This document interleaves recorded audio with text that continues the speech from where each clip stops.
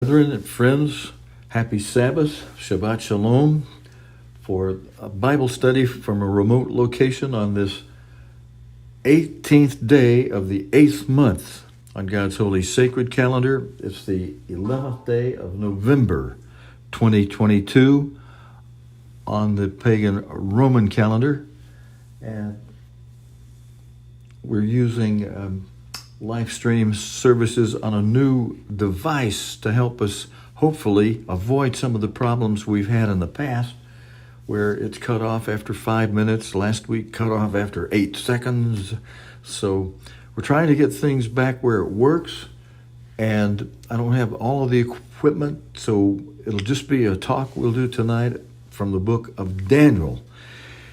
Daniel relates very much to the book written by God through the Apostle John, the book of Revelation I'm referring to, where God took John by vision up to heaven. He was actually on the Isle of Patmos, and you'll see how it relates. We're going to just hit the highlights of Daniel tonight, and having just watched a video movie about the book of Daniel, which has been very inspiring. There are going to be a few things that I'm going to bring up and mention and ask you questions about tonight to see how accurate your understanding or memory of what's brought up for us in the book of Daniel is. There are several prominent things that many children's storybooks about the Bible and the book of Daniel will bring up, and of course one of them is Daniel being thrown into the lion's den, and the other one is about being thrown into a burning fiery furnace. And I'm going to see if we've got a thumbs up going over here on our live stream. We do? Okay, good. So we're not having interruptions with it. All right, I'm just going to go through from the very beginning and just kind of highlight the book of Daniel. I think you can see it on your screen. Okay, we might need to zoom in closer, but if it's readable on those little small cell phone screens, we'll just go right ahead here. Now, the king that was on the throne that is mentioned in verse 1 of Daniel was Nebuchadnezzar, and many of you know how Nebuchadnezzar had a dream that's going to be mentioned in the second chapter that he was very troubled about. And we'll see that come up as we read some of the scriptures. And in the first chapter, it explains how the people of Judah were taken captive and carried into the land of Shinar to the house of the god of Nebuchadnezzar. And he also brought the vessels into his treasure from the house of his God to the treasure house of his God. They brought the treasures from the temple in Jerusalem. And verse 3, we pick up where it mentions the king, King Nebuchadnezzar, spoke unto Ashpenaz, the master of his eunuchs, that he should bring certain of the children of Israel and of the king's seed and of the princes. Children, verse 4 points out, in whom was no blemish, but well-favored and skillful in all wisdom and cunning in knowledge and understanding science. Now, some people have made a big deal, or they make a big deal, out of the creation versus evolution argument or debate. And some try to argue science says that the world has been around for a long time. Well, actually, that understanding of science is accurate. Some of those who believe in creation, they call a creationist, actually do a disservice to God when they misunderstand, misrepresent, misinterpret Genesis 1:1 and verse 2 and trying to make it that the world was created just 6,000 years ago. And actually that, as God himself words it, that's a recreation. But we'll detail on that more at another time. But there is science in the Bible, and is referenced here in Daniel in verse 4 that the children that the King Nebuchadnezzar brought out of Judah, out of Jerusalem, among the captives to be in his palace were the upper echelon of the kids that were well-favored and intelligent in wisdom and that kind of thing. So cunning in knowledge and understanding science. So some people may not realize the Bible mentions science and is in favor of true science. And the world has been around for thousands, millions perhaps, maybe even billions of years before man was created 6,000 years ago. But these kids that were brought in, they had the ability to stand in the king's palace and whom they might teach a foreign language, the language of Nebuchadnezzar and the Chaldeans. And it goes next into how the king appointed them a daily provision from his table, from his food and his drinks. And it mentions here how the Hebrew names of the kids were, the children of Judah were Daniel, Hananiah, Mishael, and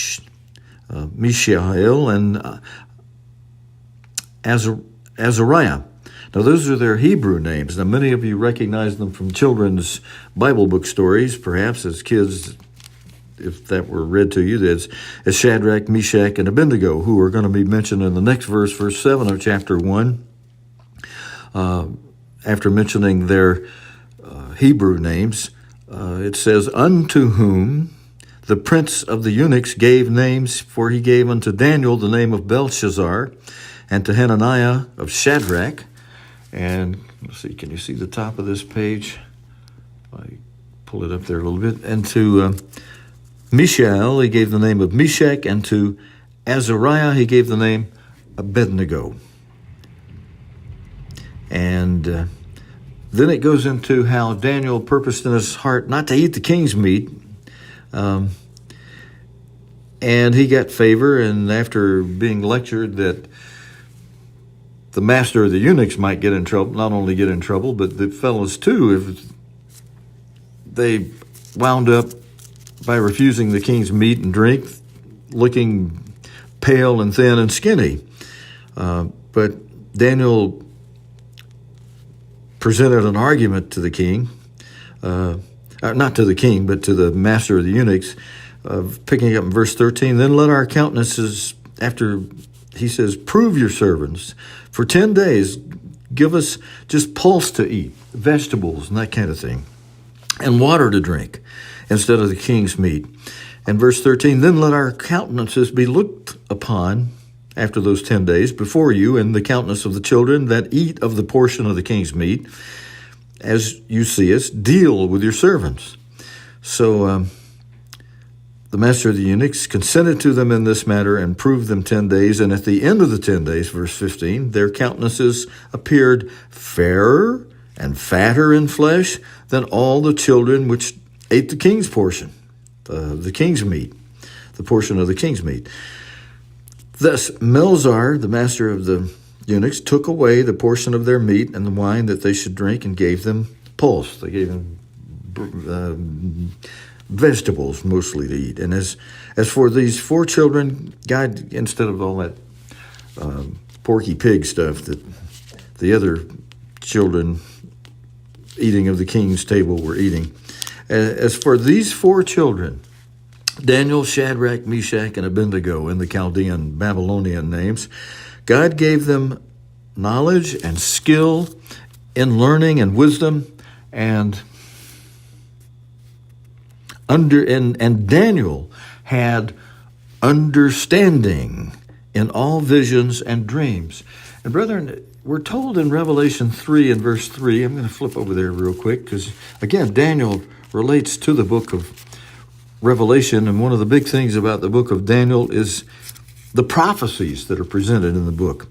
If we look at verse 3 of Revelation chapter 3, we are told there to remember how we received and heard. referring to the truth that we understand in the book from God's Word, the whole Bible, but especially in Revelation. God revealed things that we'll see in a moment, were sealed up until these latter days, these days that we're in now. The book, Daniel was told, go your way, Daniel. These things are sealed up till the time of the end. And God, in this time of the end, revealed them to us through his end-time apostle, Herbert Armstrong. Now, some people hate God's apostle, and they hate these words being espoused, and they'll turn to the end of the book of Revelation, the very last chapter and the very last 2 or 3 verses, and they love to point this out, and yet, as they do it, they're misusing it. I'll show you. Right here, these last few verses, beginning with verse 18. For I testify unto every man that hears the words of the prophecy of this book. If any man shall add unto these things, God shall add unto him the plagues that are written in this book. Then verse 19 takes it the other way. And if any man shall take away from the words of the book of this prophecy, God shall take away his part out of the book of life, and out of the holy city, and from the things which are written in this book. And when I say some people misuse that, they misuse it to avoid hearing the understanding from the facts of history and things around us that God revealed to us in these latter days when God pulled the seals off the book so we could understand it. And the wise, we'll see in Daniel, the end of the last chapter 12 of Daniel, we'll see how the wise shall understand. But some people want to put their heads in the sand and use those last verses of the last chapter of Revelation that I just read to you and say, oh, you can't add to this book. And those words are true. You can't add things that are not written in this book. But you can add understanding from history. For example, I'll give you a good example. If we go to Revelation 17, verse 10, this might help some of you that have listened to those arguments that, oh, you can't add to or take away from the prophecies of this book. Well, if you look at verse 10 of Revelation 17, where God is showing us through the Apostle John from the Isle of Patmos again, back in 90 A.D., he's saying there are 7 kings.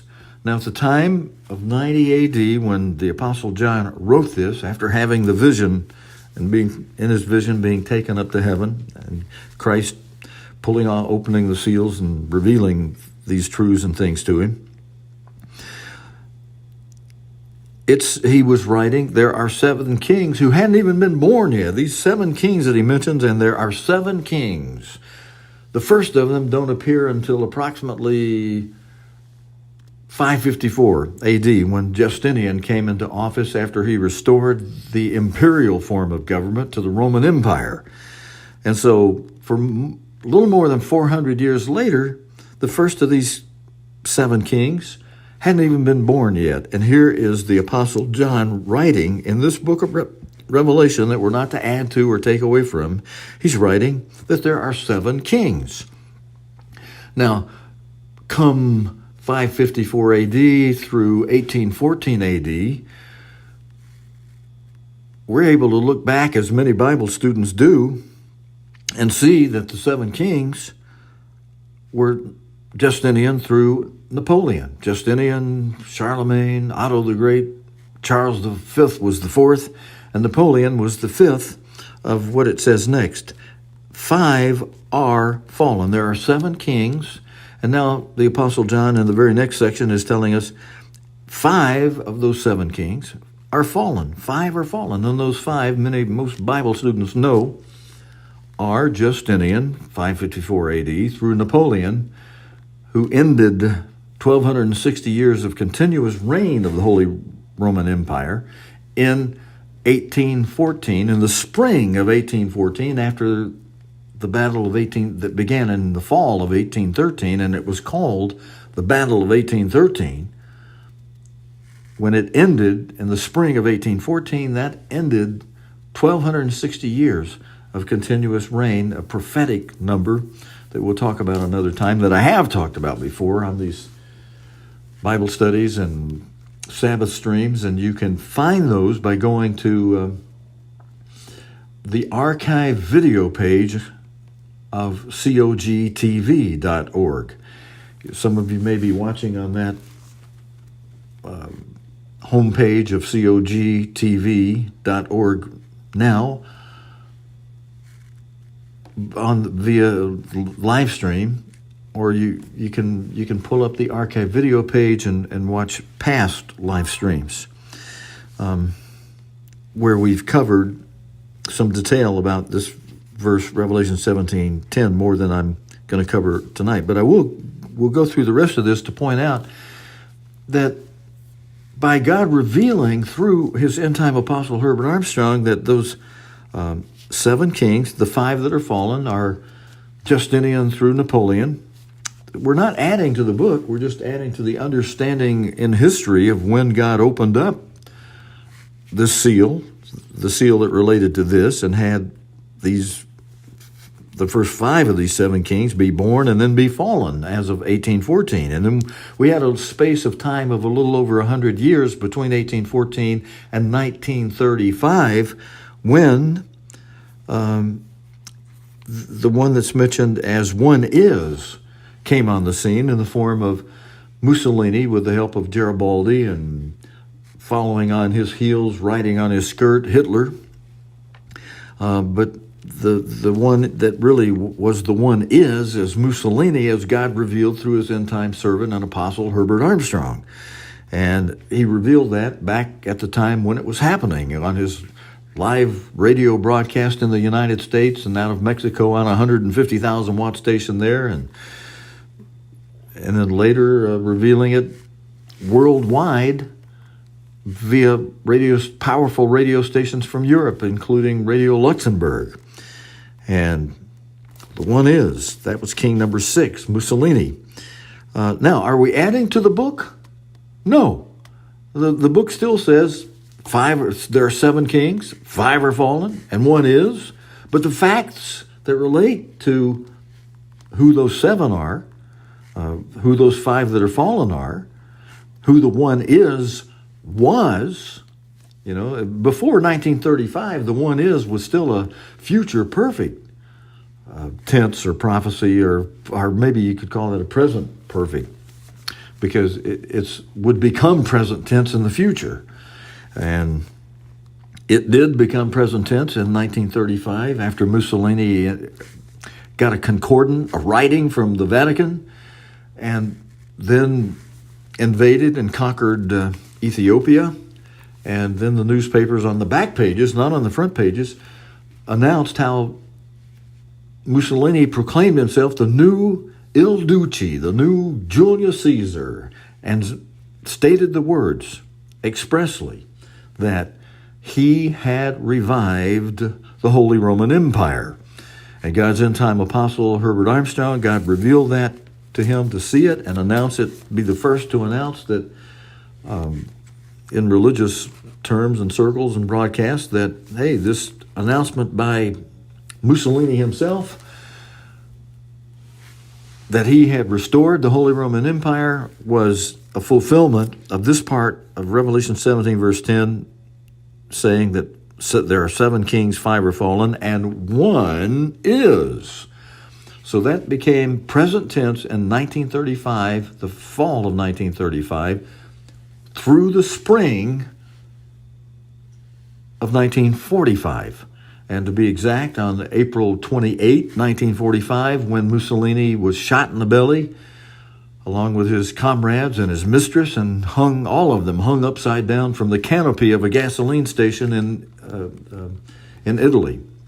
In fact, to be exact, that was an Esso gasoline station in Italy. And the other, it says next in Revelation verse 10, is not yet come. Now, that part is something to be fulfilled in the future. King number 7. We don't know who that is yet. We have some ideas how it might be one of the heirs of one of the past emperors of the Holy Roman Empire. So there's certain men who are related to those past emperors of the Holy Roman Empire who we are watching, but we're not going to say who it is until it happens. And so, we're not adding to the book. We're simply adding understanding as God opens the seals in these latter days, as he's done both here and several other places in this book, through, some of you are not going to like these next words. God opened up the understanding of a lot of these seals through his end-time apostle, Herbert W. Armstrong. So, and we're instructed, as we are instructed in Revelation chapter 3 and verse 3, we're actually commanded, as if it were, instructed, if you want to use that term, to speak of God's end-time apostle, where we're told right here, verse 3 of chapter 3 of Revelation, to remember how you've received and heard. And we're encouraged in the preceding verse to be watchful and strengthen the things. Well, this is addressed expressly to the Sardis era, but it also applies, as we're told at the end of this writing, we're told that in principle, these general principle things apply to all eras. And we're told to be watchful. The Sardis era is told to be watchful and strengthen the things which remain, where they had gotten a little weak, that are ready to die, gotten very weak, I guess you'd say, with that wording, strengthen the things that are ready to die. For I've not found your works perfect before God. Now that's the Sardis era being addressed there. And that's a real huge message for the Sardis era to wake up. And there are a few names, verse 4 points out, that have not defiled their garments, and they shall walk with me, Christ is saying through the Apostle John, in white, for they are worthy. And we're encouraged to be accounted worthy of something I'll just make reference to, and then we'll go back to Daniel. In Luke 21 and verse 36, a verse we should definitely keep in mind and remember. Brethren, I hope you'll do that no matter whether I'm still here with you in the future or not. These are words of Jesus Christ, and they are words that God's end-time apostle, Herbert Armstrong, very much encouraged us to not only remember, but to act out and perform. If we go to verse 36, we'll see a very important verse where God is saying to watch and pray always. We'll come back to the therefore in a moment. So that you may be accounted worthy to two wonderful goals. Accounted worthy to number one. Actually, this is number two in importance, according to Mr. Armstrong. But in chronological order, it's number one. The next thing that happened, to be accounted worthy to escape all these things that shall come to pass. And the second thing in chronological order, for those, whether you're accounted worthy to, or well, especially for those that are accounted worthy, and you get to be flown on Revelation 12:14, two wings of a great eagle, to a place of nourishment. That Daniel 11, when we go back to Daniel, if we can make it through chapter 11 tonight, you'll see there's an area on the face of this earth that is the only place recorded in the Bible that is protected from the king of the north, from the beast, during the Great Tribulation. And those who are accounted worthy to escape are flown there via the Revelation 12:14, two wings of a great eagle. And then 2.5 years later, most of those flown there will have in their foreheads the thing that occurs between the sixth seal and the seventh seal.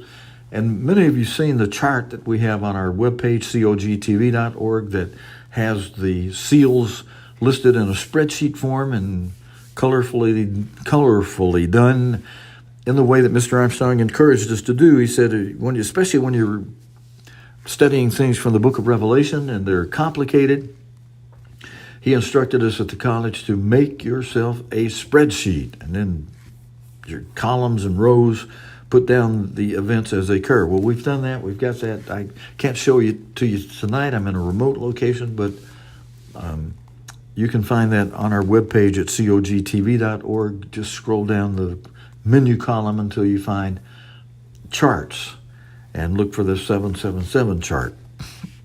And we've spreadsheeted that out for you.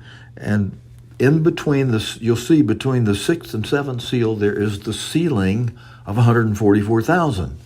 And that, for the most part, is very likely going to occur in the place of nourishment, where those who've been accounted worthy to escape, as the promise is made here in Luke 21:36, for those who watch and pray, so that you may be accounted worthy to escape all these things that shall come to pass. And in this particular chapter, Luke 21, and which parallels with Matthew 24 and Mark 13, Christ has been explaining in plain language the seals from the book of Revelation, chapter 6. Chapter 6 covers the first 6 of the 7 seals of the book of Revelation.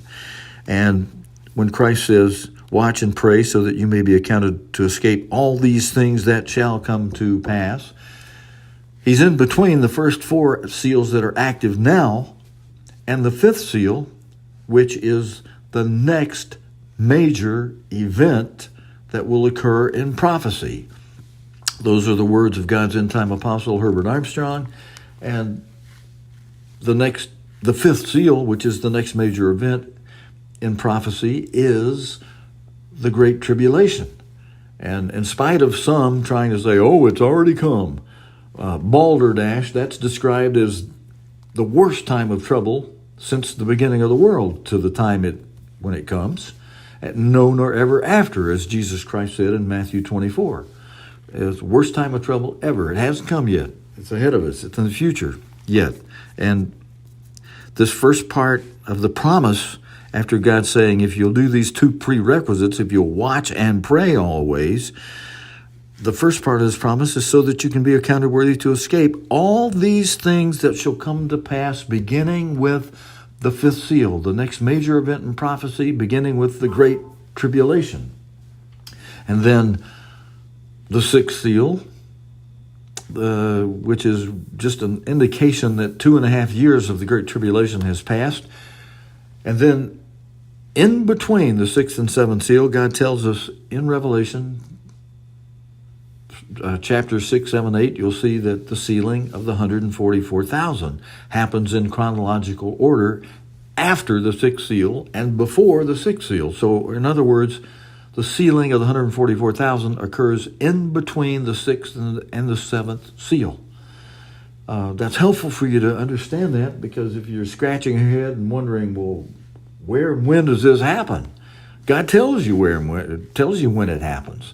And because of when it happens, it tells you that for the most part, those who are accounted worthy to escape will be in that place of nourishment described in Daniel 11, verse 41, as being east of the Jordan River. We'll detail that exactly. You can see exactly in the verse, exactly the cities involved that are recorded in the Bible as the only area on the face of this earth that is recorded in the Bible as being protected from the beast of the Great Tribulation, the King of the North, during the Great Tribulation. And you can escape it, as promised here, if you will watch and pray always. Now, some people have tried to say that, hey, them people that become the Laodiceans that didn't get accounted worthy to escape, they must not have been keeping God's commandments. No, what they must not have been doing is watching and praying, because very clearly the end of Revelation chapter 17 tells you that, I should say the end of chapter 12 of Revelation tells you very clearly that those who are left behind as a remnant who didn't get to fly to the place of nourishment, we're told that they keep the commandments of God and they have God's Holy Spirit. I'll show you. We'll flip there. You can read it for yourself. We just go to Revelation chapter 12. And picking up in verse 13 of Revelation 12, and I hope you can see this print okay. I'm using a small print Bible, and we're picking up the whole page, but I can see it on my screen okay. So you can pinch your screen and bring it in tighter if you want to. But in verse 13, up on the top of this next page over here, and when the dragon saw that he was cast into the earth, he persecuted the woman. Now, in prophecy, a woman is a church. Now, I say it's a church because there are two categories of churches in the Bible. Here is an example of duality in the Bible that God's end-time apostle often spoke about. And there's all kind of duality. And it's hard to imagine. I've actually gone to congregations of splinter groups where they've had men stand up behind a lectern on a pulpit and stand there and try to tell people, there ain't no duality in the Bible. And, some of you people aren't reading your Bible. If you either accept that when somebody stands up and says it, and the guy who stands up and says it must not be, he shouldn't be behind that lectern and on that pulpit speaking. He's obviously not reading his Bible. I mean, there's all kind of duality, everything from the two trees in the Garden of Eden. Mr. Armstrong has done it. He's gone through thing after thing that's duality in the Bible, and this is one of them right here. And then we picked up at verse 13, and when the dragon saw he was cast to the earth, he persecuted the woman. And I'm saying this is one of them right here, with the woman representing a church. There's a true church, and there's a false church. So there's a certain kind of duality, a true, a false church. And in this case of Revelation chapter 12, it's speaking about the true church. You'll see that in a moment as we see what happens with this woman. And to the woman, to the church, to the true church, we're given, verse 14 right here, to the woman, the true church, we're given, but now there's another duality. Let me pause for a moment. There's another duality happening right here with the true church, the prophetic, the woman who in prophecy is a church, the true church. There's even duality in the true church. There's two categories of people right now in the true church of God. There's a category of those who are accounted worthy to escape and will be accounted worthy to escape, who are performing Luke 21:36 and the parallel scriptures that relate to that, who are watching and praying always, and are promised as a reward for so doing to be accounted worthy to escape all these things that shall come to pass, beginning with the fifth seal, great tribulation. And that's one category, those who will be accounted worthy to escape. The other category, the second category, are those who are not accounted worthy to escape. They're going to be mentioned down here in verse 17 of Revelation 12. We'll get to that in just a moment, but let's see what happens before that to those who are accounted worthy to escape.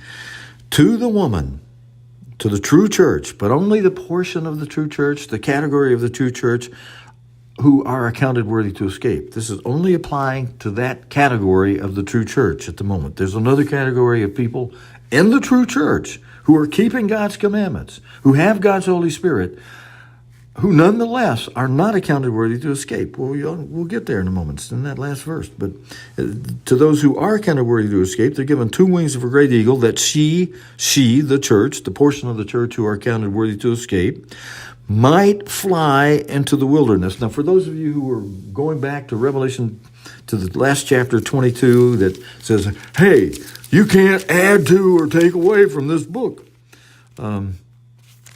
That's chapter 22. It's the last few verses. Well, let's go back to where we were. We're not adding to. We are using the principle that God gives us, that he gives us here a little, there a little, as we're told in Proverbs. I think it's chapter 14. One of them is verse 12. Here a little, there a little, line upon line, precept upon precept. Again, here a little, there a little. So when you look to other places in the Bible, you can see that we're not adding to this book. We're looking at other places in the Bible to see what God says elsewhere.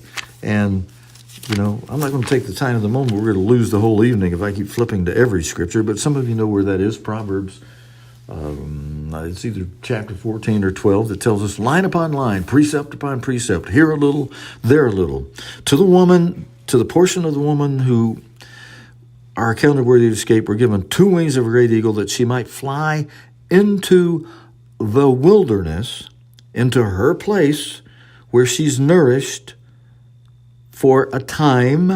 A time in prophecy is a year, and times, when you make it plural, you got 2 years, so you got 1 year time and plus 2 years, and half a time. So you got 1 plus 2 is 3.5 years, where the woman, the true church, the portion of the true church who's accounted worthy to escape, is nourished from the face of the serpent. And we can see in verse 9 of the same chapter that the great dragon was cast out, that old serpent called the devil and Satan. So right here in this same chapter, God himself is interpreting the serpent as being the devil and Satan by name. And so those who are accounted, back to verse 14, those who are accounted worthy to escape, who get to fly on 2 wings of a great eagle into the wilderness, into her place that God has prepared for her, that's mentioned in Daniel 11, chapter 11, verse 41, 40, and 41, will tell you where that place is, where she's nourished for 3.5 years, a time and times and half a time, from the devil, from the face of the serpent.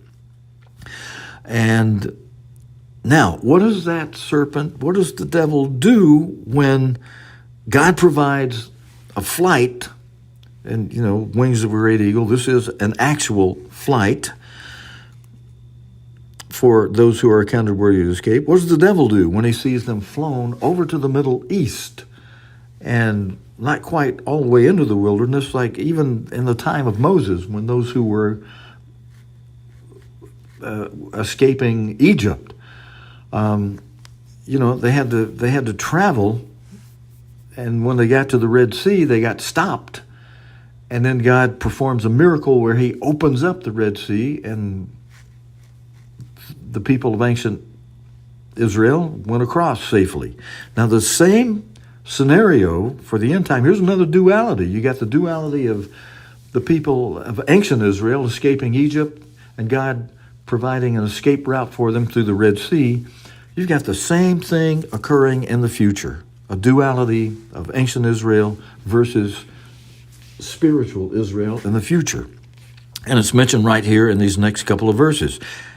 First of all, just like Pharaoh's army chasing after ancient Israel as they were escaping, here we see in verse 15, and the serpent, the devil, Satan, cast out of his mouth water as a flood. Now, that expression in the Bible always refers to an army and some kind of war going on all throughout the Old Testament, and it applies right here in the New Testament as well. The devil sends an army after the woman, after the true church, the portion of the true church accounted worthy to escape. The devil sends an army after her as she is escaping, as she's in the Middle East, and we're told once we see an army surround Jerusalem, the abomination of desolation set up between the 1290 and the 1260, the woman is to flee to the mountains.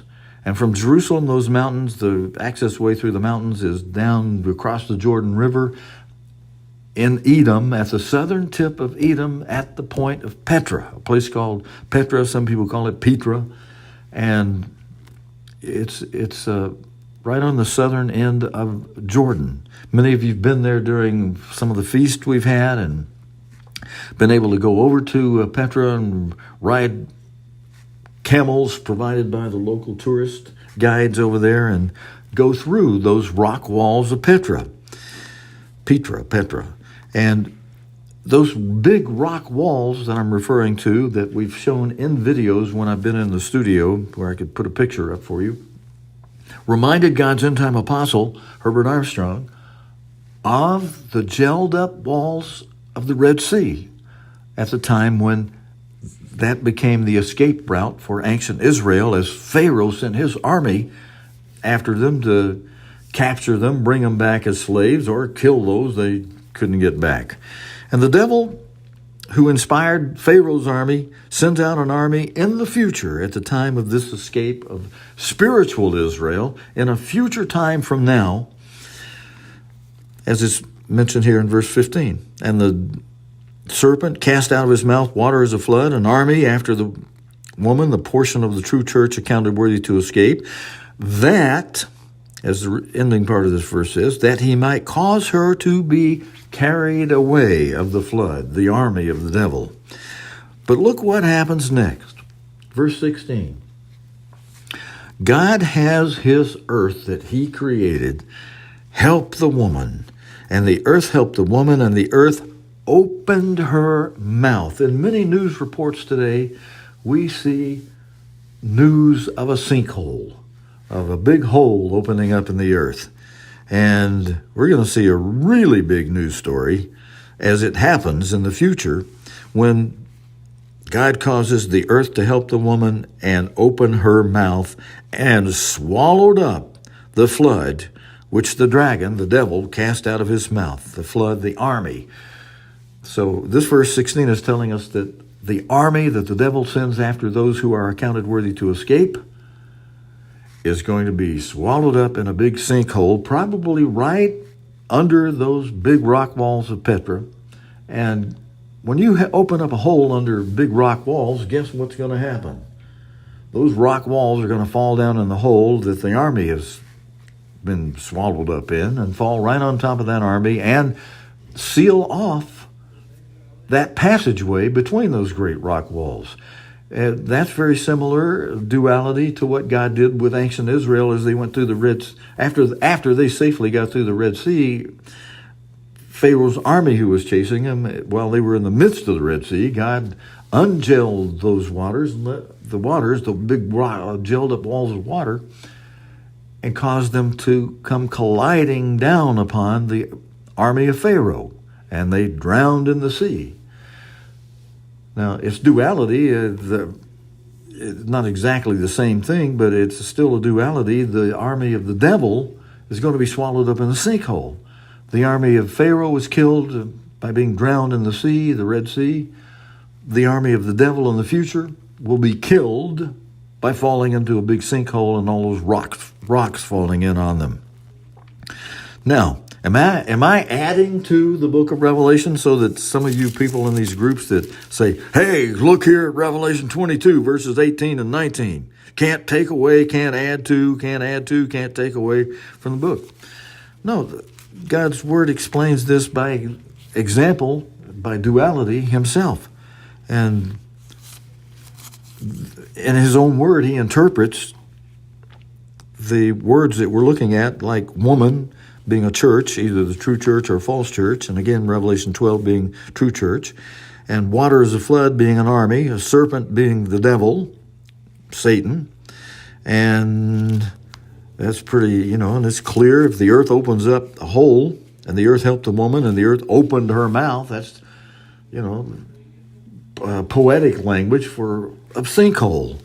So we're not adding to the book. We're just expounding and explaining and using the understanding, which is important, which God makes reference to in Daniel with those kids who were the upper kids that the king Nebuchadnezzar selected to be in his palace and to train, to learn the language of the Chaldeans, the Babylonian language, and to be his wise men and servants and help him know what the people he's captured, what his captives, his slaves would be like, and to have some positive influence over them with those kids. He picked kids with good understanding, and so we can have that understanding. We're not going to stick our heads in the sand and misuse Revelation 22, verses 18 and 19. We're not adding to this book. We're using the book, letting it explain itself and interpret itself, and use the understanding that God gave to us through his end-time apostle, who many of you know died in 1986. But for more than 50 years, daily was preaching and continuing to learn in the truth. And in some of his last 5 years, especially the last 2 or 3 years, God really opened up and put together all the various pieces of the puzzles of understanding that God had given to us on a silver platter through several years, and then put it together, summarized it, especially in the book, The Mystery of the Ages. And we've read that here. Some of you have been reminding me, we've read that here on our live streams in the past, and they're on our archive video page at cogtv.org. So if you want to go to the video archive page, scroll down through the listing of past Bible studies and Sabbath services, you will find among those past videos several 8 or 10 or 12 weeks of our reading through the mystery of the ages. So that's been read for you and elaborated on where it needs it, or where it's helped by it, where Scripture is mentioned. But so we're not adding to this book; we're simply expounding and giving understanding. And so the flood that was swallowed up by the sinkhole, there's a repetition of what happened with ancient Israel. The army of the devil, the army of Pharaoh, drowned in the sea. In the future, the army of the devil chasing those who are counted worthy to escape, being killed in a sinkhole, and all those rocks of Petra falling in on them and blocking off that entranceway into the place of nourishment. You'll see that place of nourishment mentioned in chapter 11 of Daniel, if we can get to that tonight. But now, here's where I wanted to take you at Revelation 12. This last verse expounds how those who were not accounted worthy to escape, who are referenced here as a remnant, remnant's like a remainder in division. It's what's left over, or what's not part of the main number.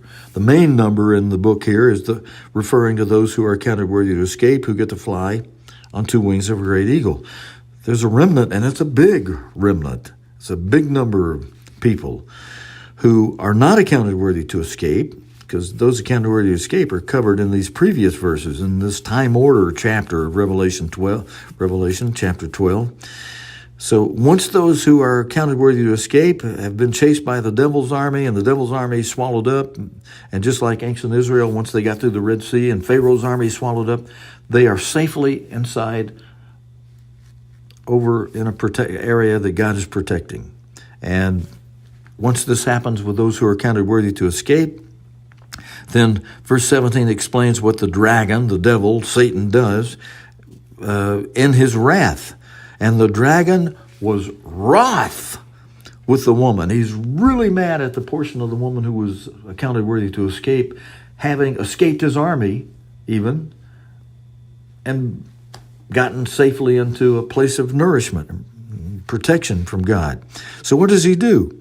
In his anger, his great wrath, he goes to make war. He went to make war with who? With the remnant of her. Who is her? Her's the woman who is the true church.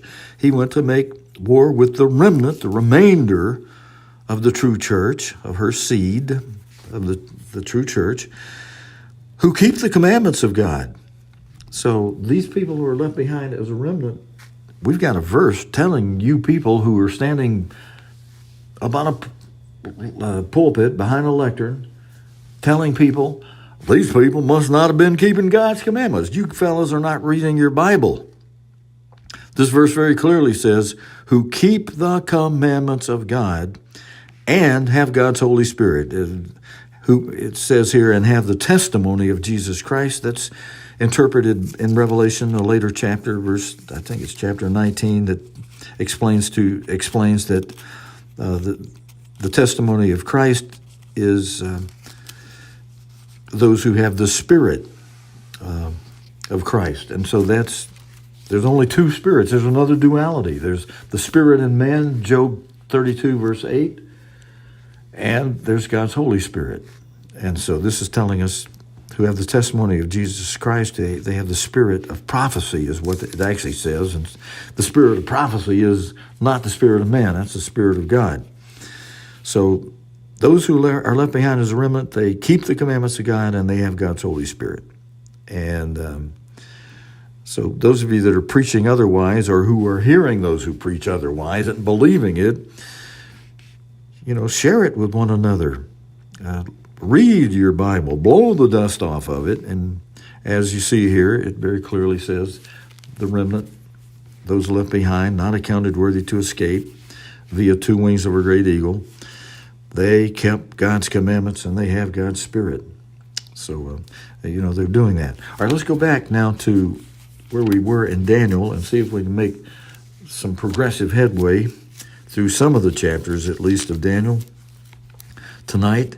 And I know I did a long diversion there, but it all relates because, again, Daniel goes hand in glove with the book of Revelation. And where did we leave off here? I think we mentioned that, did I mention to you verse 6 that the Hebrew names of Daniel and Hananiah were Daniel, Hananiah, Mishael, and Azariah? But the prince of the eunuchs gave these fellows Babylonian names, Chaldean names. Daniel, he gave the name of Belshazzar. To Hananiah, he gave the name of Shadrach. To Mishael, he gave the name of Meshach. And to Azariah, he gave the name of Abednego, which Babylonian, Chaldean names are the names many of us as little kids heard as our parents or others read Bible book stories to us. All right, we did cover how Daniel purposed in his heart not to eat the king's meat, the piggly wiggly, porky worky, stuff that God tells us in Leviticus 11, was not made to be consumed. And so Daniel asked the master of the eunuchs to let him not eat that stuff for 10 days and just eat pulse, eat vegetables, and drink water. And when they came out looking better than the rest of the kids that ate the king's meat and drink, the master of the eunuchs was convinced, okay, the guys will let you have your food and not eat the king's foul stuff. Now we get down into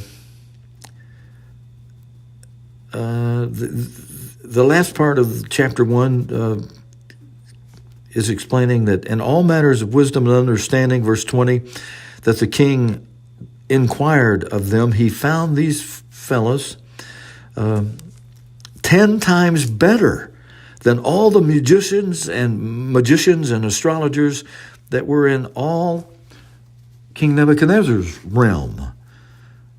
So in all his realm, he found that Daniel and his friends were 10 times better than the others. And Daniel continued even unto the first year of King Cyrus, as we'll see in one of the later chapters, which is several kings later after Nebuchadnezzar. Chapter 2 mentions how during the reign of King Nebuchadnezzar, he had this dream that really troubled him, and his sleep broke away from him. And in his upsetness, many of you have seen movies of various different directors and organizations that have shown how the king was very upset, or you've heard it in Bible stories, and the king told all his magicians and astrologers that they had to not only interpret his dream, they had to tell him what his dream was, and they put up arguments that, great king, just tell us what was in the dream, we'll tell you what it means. And the king, a little smarter than them, he said, you'll just make up a bunch of silly stuff and tell me what, you think will please me. If you really are able to interpret dreams, you will be able to tell me what the dream was. And as it says here in verse 8, the king answered when the magicians and astrologers of his realm were saying, King, tell us what the dream was, and we'll show you the interpretation of it. King answered and said, I know of certainty that you would gain the time, because you see the thing is gone from me. But if you will not," verse 9, "if you will not make known unto me the dream, there's but one decree for you. For you've prepared lying and corrupt words to speak before me till the time be changed. Therefore tell me the dream, and I shall know that you can show me the interpretation thereof." But none of the Chaldeans answered the king and said, "There's not a man upon the earth that can show the king's matter. Therefore, there is no king, lord, nor ruler that asks such a thing of his magicians or astrologers or Chaldeans. And it's a rare thing that the king requires." They got a little bit smart aleck with the king. "And there's none other that can show it before the king, except the gods, whose dwelling is not with flesh." Oh boy, they ticked off the king, as verse 12 says. "For this cause the king was angry and very furious, and commanded to destroy all the wise men of Babylon. And this decree went forth that the wise men should be slain." And this included Daniel and his buddies, and they sought Daniel and his fellows to be slain, as verse 13 says. But then Daniel answered with counsel and wisdom to Arioch, the captain of the king's guard.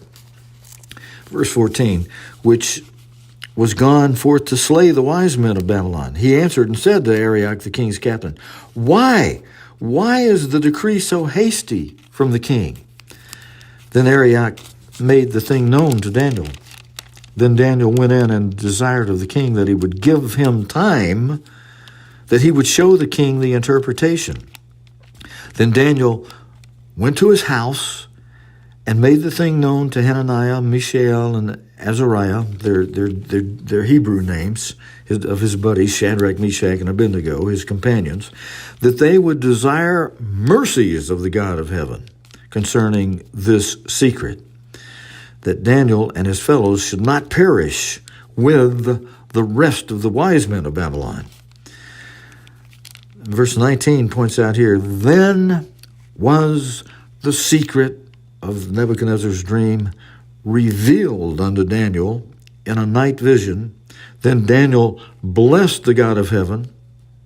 Daniel answered and said, Blessed be the name of God forever and ever, for wisdom and might are his. And he, the great God, changed the times and the seasons. He removes kings. He sets up kings. He gives wisdom unto the wise and knowledge to them that know understanding. He reveals the deep and secret things. He knows what is in the darkness, and the light dwells with him. I thank you and praise you, O God of my fathers, who's given me wisdom and might, and has made known unto me now what we desired of you. For you have now made known unto us the king's matter." Verse 24, "Therefore Daniel went in unto Arioch, whom the king had ordered to destroy the wise men of Babylon. He went in and he said unto him, Destroy not the wise men of Babylon. Bring me in before the king, and I'll show unto the king the interpretation. Then Arioch brought in Daniel before the king in haste, and said unto him, I have found a man of the captives of Judah that will make known unto you, great king, the king of the interpretation. He'll make known unto the king the interpretation. Then in verse 26, the king answered and said to Daniel, whose name was Belshazzar, as we saw in chapter 1, his Babylonian name, Belshazzar. The king answered and said, Are you able to make known unto me the dream which I've seen and the interpretation thereof? Daniel answered in the presence of the king and said, The secret which the king has demanded cannot the wise men, the astrologers, the magicians, the soothsayers show unto the king, but there is a God in heaven that revealeth secrets and makes known to the king Nebuchadnezzar what shall be in the latter days. Your dream and the visions of your head upon the bed upon your bed are these. As for you, O king, the thoughts came into your mind upon your bed, what should come to pass hereafter, and he reveals and what should come to pass hereafter, prophecy in other words, and he, the great God, reveals secrets made known to you what shall come to pass. And Daniel goes on to use a little humility here, and he says, but as for me, the secret is not revealed to me for any wisdom that I have more than any living person, but for your sakes, this thing is revealed to me. For your sakes, that shall make known the interpretation to the king, and that you might know the thoughts of your heart. You, O king, verse 31, you saw and beheld a great image. This great image whose brightness was excellent. I'm sorry, didn't have that in view. Verse 31, you, O king, saw and behold a great image. This great image whose brightness was excellent stood before you, and the form thereof was terrible, terrifying, terrible. This image's head was of fine gold, his breast and his arms of silver, his belly and thighs of brass, his belly and his thighs of brass, his legs of iron, and his feet part of iron and part of clay. Verse 34, you saw till a stone that was cast out without hands, which smote the image upon his feet that were of iron and clay, upon his feet of iron and clay, and break them to pieces. You know, you cut somebody's feet off, they're going to fall down. This great image comes smashing down to the earth. This was the iron, the clay, the brass, the silver, and gold broken to pieces together and became like the chaff of the summer threshing floors, just smashed and smattered into pieces. And the wind carried them away, that no place was found for them. And the stone that smote the image became a great mountain and filled the whole earth. Many of you know already that a mountain in prophecy is a kingdom or a government. And in this case, it's one world ruling government. Verse 36, this is the dream, and we'll tell the interpretation thereof before the king. You know, this is this chapter 2, very important part of Daniel and prophecy that relates to the seals of Revelation. And where are we now? We're in verse 36. Daniel just told him, this is the dream, and we'll tell the interpretation thereof before the king. Verse 37, you, O king, are the King of kings, for the God of heaven has given you a kingdom, power, and strength, and glory. And verse 38, whosoever the children of men, wheresoever the children of men dwell, the beast of the field and the fowls of the air has he given into your hand, and has made you ruler over them all. You are this head of gold. Or as the King James Version words it, you art this head of gold. And then verse 39 talks about the succeeding world ruling governments. And after you shall arise another kingdom inferior to you, and another third kingdom of brass, which shall bear rule over all the earth. And verse 40, the fourth kingdom shall be strong as iron. For as much as iron breaks in pieces and subdues all things, and as iron that breaks all these, shall it break in pieces and bruise. And as many of you know, this fourth kingdom is the Roman Empire, and its various forms that still exist today as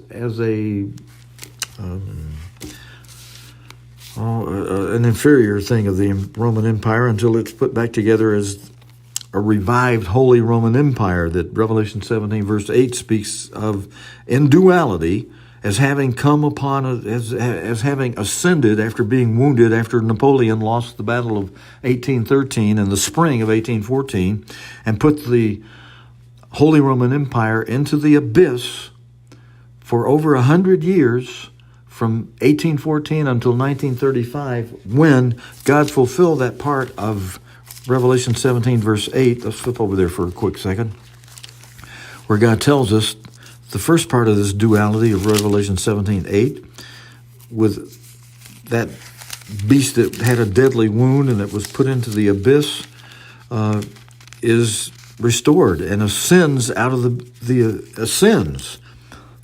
It ascended for its first time out of that abyss in the form of Mussolini. I've got it on the screen in front of you here now, verse 8 of Revelation 17.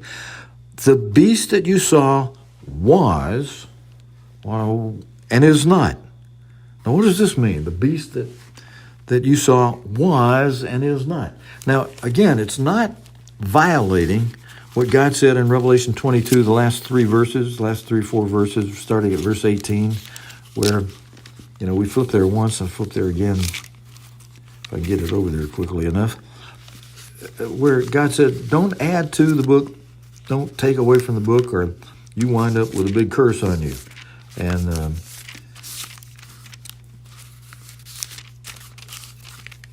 I'd like to ask you to turn there in your own Bible.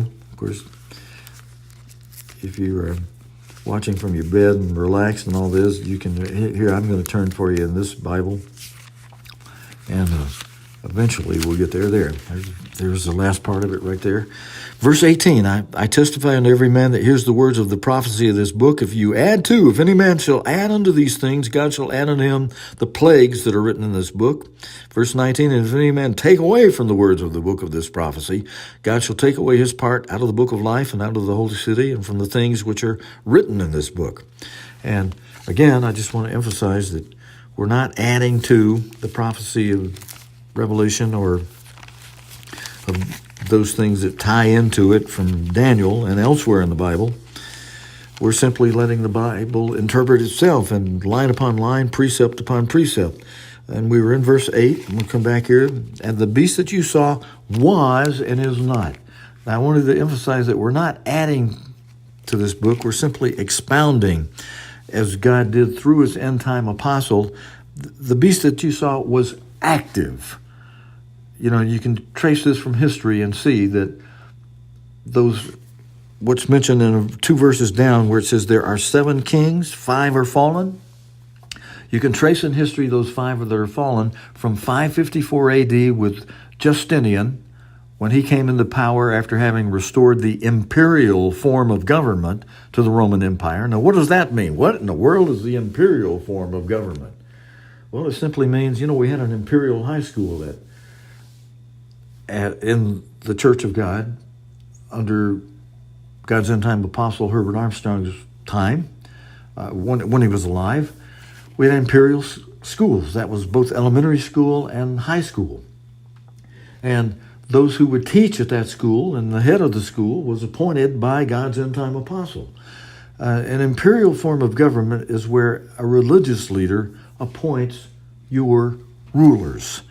And so with the Roman Empire, the imperial form of government referred to a representative of the Vatican, of the church system that's mentioned in Revelation 12, verse 9, that is a great power. Let's just, while I'm mentioning that, see if I can keep my finger in several places at once.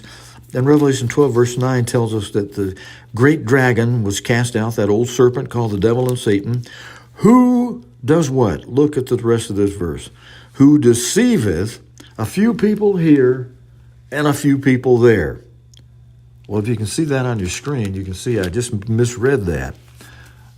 Now, we're not to take away from or add to this book, so I'm going to quickly just tell you I was pulling your leg there, and on purpose. I certainly don't want to have what's mentioned here, that if any man takes away or adds to the words of this book, God shall take away his part of the book of life, out of the book of life and out of the holy city, and adds the plagues that are written in this book to the man. So I certainly don't want that happening to me. So we're going to read it like it really says it here in verse 9, that the devil and Satan, who deceives, which means really who, because he's a devil, so you just call him which is the devil, but it's who. He's also Satan here, who, look what it says, who doesn't deceive a few people here and a few people there. He deceives. Look at it with your own eyeballs right here. What does it say? It says he deceives the whole world? Is that what it says right there? I think it is. Who deceives the whole world. He, the devil, Satan, was cast out into the earth, and his angels were cast out with him. Well, wait a minute. He deceives the whole world. How in the world does he do that? Well, I think you can answer that yourself. We go outside the Bible to answer that, but he has established a great religious system. And of that great religious system, here we go back to Revelation 17, where it's telling us the beast that you saw was and is not. It was active beginning, and in the case of the Holy Roman Empire, it was active beginning with Justinian, when he restored the imperial form of government. And again, that's where a religious leader appoints your government leaders. And so that great religious system that deceives the whole world provided a representative who, as history and the facts of history show us, a pope came over and crowned Justinian in a coronation ceremony to become the head, the emperor of a Holy Roman Empire, beginning with Justinian in 554 and continuing through Napoleon with Charlemagne, Otto the Great, Charles V being the fourth, and Napoleon being the last of the five kings that are fallen. And Napoleon lost the Holy Roman Empire after the Battle of 1813 was concluded in the spring of 1814 with Napoleon's defeat. Now, many of you have heard, and a minor, tiny little mistake that Mr. Armstrong made once or twice when he said Napoleon lost the Holy Roman Empire when he lost the Battle of Waterloo. That's not a terrible mistake to have made, but Mr. Armstrong's own listing of the dates in his book Revelation Unveiled, showing that the 1260 years occurred between the years 554, when Justinian restored the imperial form of government to the earth, through 1814. And you check history and you see what happened was in 1814, in the spring of 1814, Napoleon lost the battle that began in the fall of 1813 and was known as the Battle of 1813. That's why Mr. Armstrong showed us correctly that 1814 is the ending year of the 1260. And when you do the math, you should put down 1814 as the ending year, and below that put 554 as the beginning year of the restoration of the imperial form of government with Justinian. Draw a line, 1814 minus 554, draw a line underneath that, you do the math, subtract the 554 from 1814, and you get 1,260 years. And that's prophetic. And the Battle of Waterloo was in 1815. And just understand, it's not a big mistake to have said it this way, but just have the understanding that the Battle of Waterloo was a comeback effort, a year after Napoleon had already lost the Battle of 1814, the Battle of 1813 in 1814. He had already lost that battle, and when he lost that Battle of 1813 in 1814, that ended the 1,260-year continuous reign or rule of the Holy Roman Empire. A year later, when Napoleon makes a comeback effort in the Battle of Waterloo, it doesn't count for anything. It was a terrible defeat. It was so bad that people today refer to big failures as your big failure that anybody makes. Personally, they call it your Waterloo. Yeah, that's your Waterloo. And Napoleon lost it, and so it counts for nothing because he had already lost the empire the year before in the spring of 1814. So unless he had won his comeback effort and made it meaningful and had restored the Holy Roman Empire, it would count for something. But he not only lost it, he lost it big time. And God revealed to the Ephraimites, to modern-day United Kingdom, he revealed the battle strategy of Napoleon so that they were able to defeat him by circling around what Napoleon would have done with his battle, with his men of the battle at Waterloo. Okay, but back to verse 8. I wanted to explain this real quickly and go back to Daniel chapter 3 where we were, or 2. The beast that you saw was active between 554 AD and 1814 AD. But right now he is not at this point in the verse. But it shows that beast was not totally killed. He was only wounded. It was a deadly wound, as we see explained elsewhere. But it says he shall ascend. So it shows you that deadly wound could be healed and will be healed again in the future, as it was in duality for the first of 2 times of ascending out of this abyss. The original Greek word that's translated bottomless pit here in the King James is abyss, as former German Chancellor Angela Merkel used, as she screamed at the members of Parliament in the United Kingdom when they were jerking around the EU, the United Europe, with delays on Brexit and what they were trying to work out there. She screamed and hollered, "You people better look into the abyss." And she had other words as it was quoted, but in the news, that was she used the word. Her father was a minister, an evangelist in East Germany where she grew up. So she was quite familiar with the Bible and the Germans, and they read the original Hebrew, abyss. And she used that original Hebrew word when she said, "You people better look into the abyss."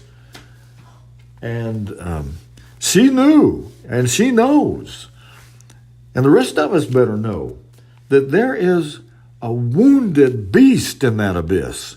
It's come up once in the first of a duality. It came up as Mussolini in 1935, the fall of 1935 to the spring of 1945.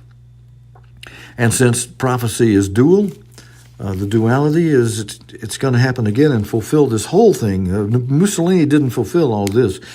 All of it. He shall ascend out of the bottomless pit and go into perdition, and they that dwell on the earth shall wonder, whose names were not written in the book of life from the foundation of the world, when they behold the beast that was active from 554 to 1814, and then active again between 1935 and 1945, so it was active twice.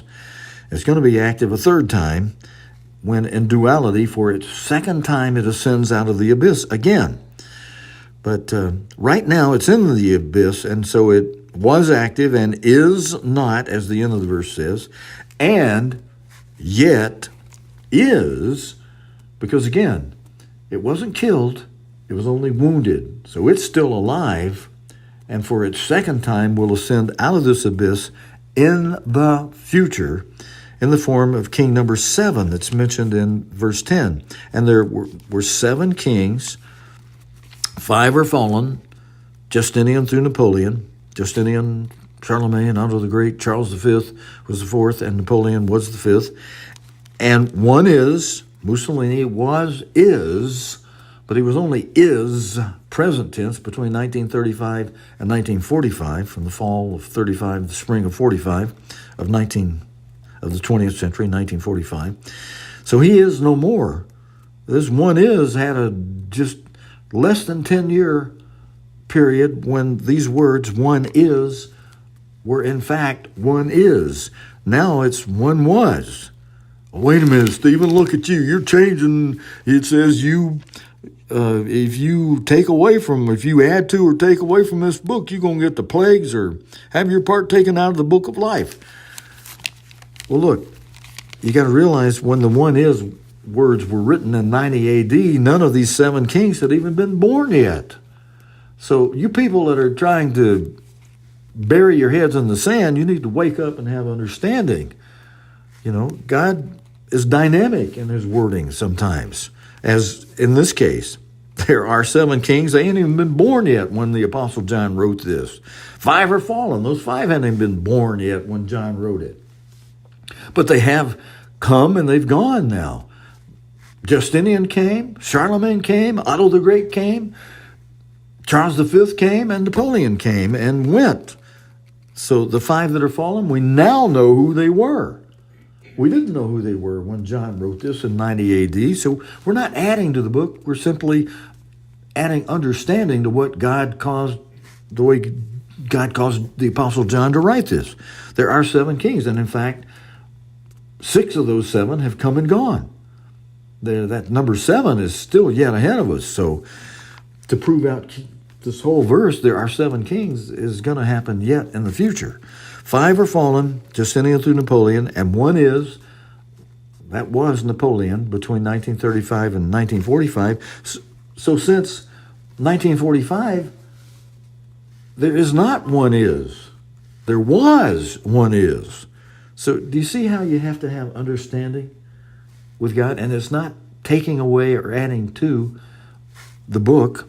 We're not adding words to the book. We're adding opened, sealed understanding to the book that God opened through Christ to the Apostle John, and then through God's end-time apostle, Herbert Armstrong. I mean, John was like Daniel, who was told to go your way. Daniel, these things are sealed up until, not sealed up forever, they were sealed up until when, brethren, friends?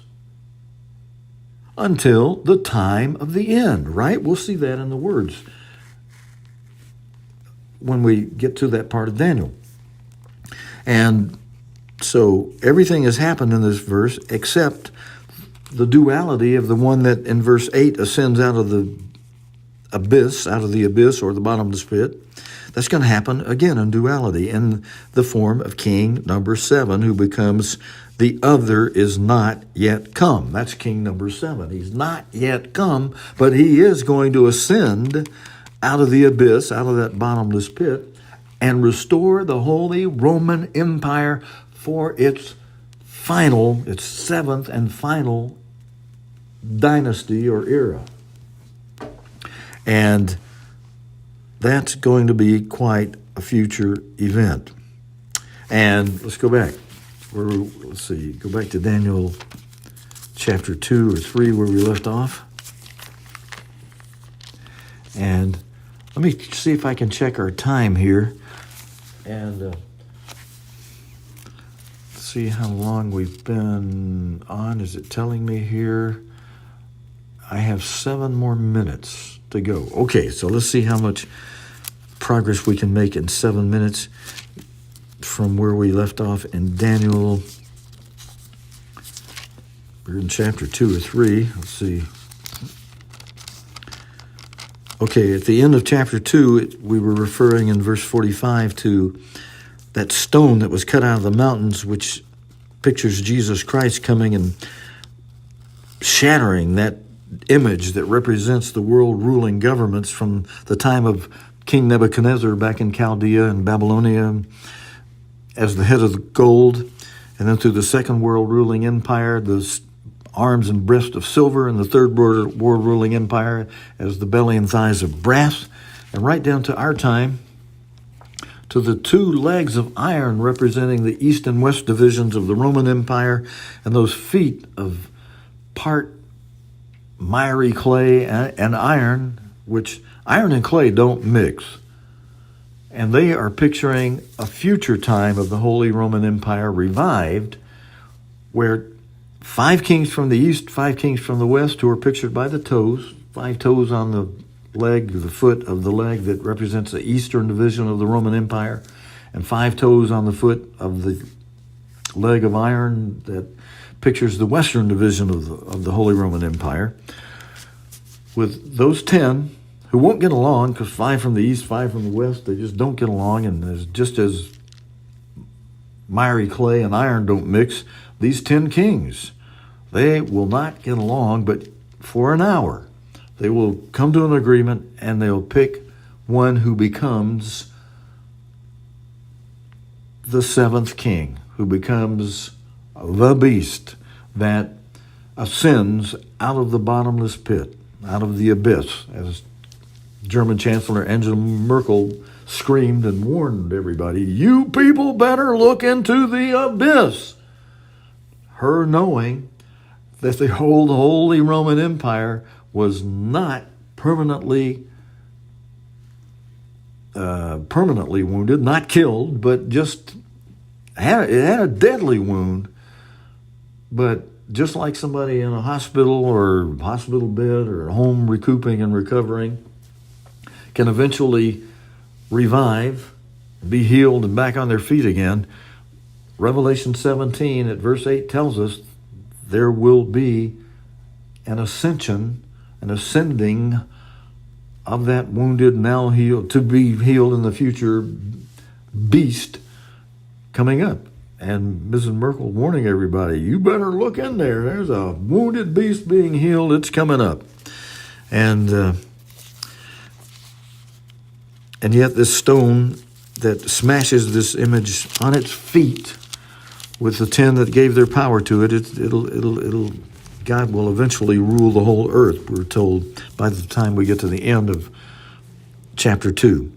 Now, verse 3, it's continuing off from where Daniel is explaining to the king, you art this... It's explaining how Nebuchadnezzar the king made an image of gold whose height was 3 cubits and the breadth thereof 6 cubits. He set it up in the plain of Dura in the province of Babylon. Then Nebuchadnezzar the king sent together the princes, the governors, the captains, the judges, the treasurers, the counselors, the sheriffs, and all the rulers of the provinces to come to the dedication of the image which Nebuchadnezzar the king had set up. Verse 3 tells us, then the princes, the governors, the captains, the judges, the treasurers, the counselors, the sheriffs, and all the rulers of the provinces were gathered together unto the dedication of the image that Nebuchadnezzar the king had set up. Well, he took this dream to heart here. He actually sets up this image, and they stood before the image that Nebuchadnezzar had set up. Then an herald cried aloud in verse 4, to you it is commanded, O people, nations, and languages, that at the time when you hear the sound of the cornet, flute, harp, sackbut,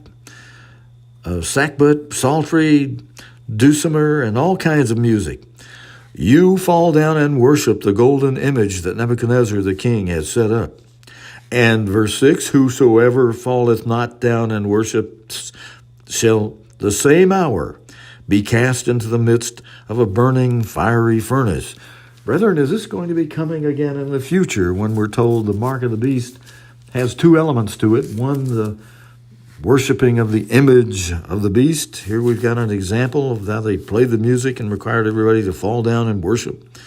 The same hour, this image of the beast they set up there, or who refused to work on the Sabbath is the other element of the mark of the beast. But let's see if we can, in the next couple of minutes, finish a significant part of chapter 3. Verse 7, therefore, at the time when all the people heard the sound of the music, they fell down and worshipped the golden image that Nebuchadnezzar the king had set up. All right, we'll pick up from there next time. It's going to show how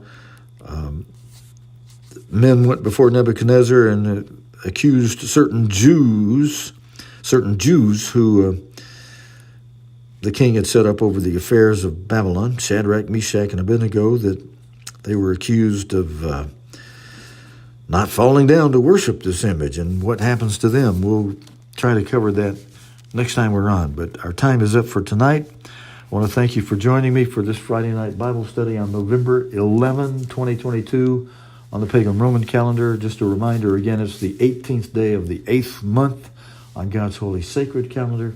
We have several months now before the next holy day on God's sacred calendar in the new year.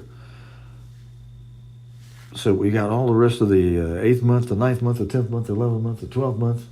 And then we cycle into a new year on the first month and count into it 14 days. And in the evening of the 14th day, Passover. Next feast day. It's not a holy day, but it is a feast day. And that's the next one. We have several months of just regular Sabbaths before that time. Thank you for joining me tonight, brethren. We're out of time.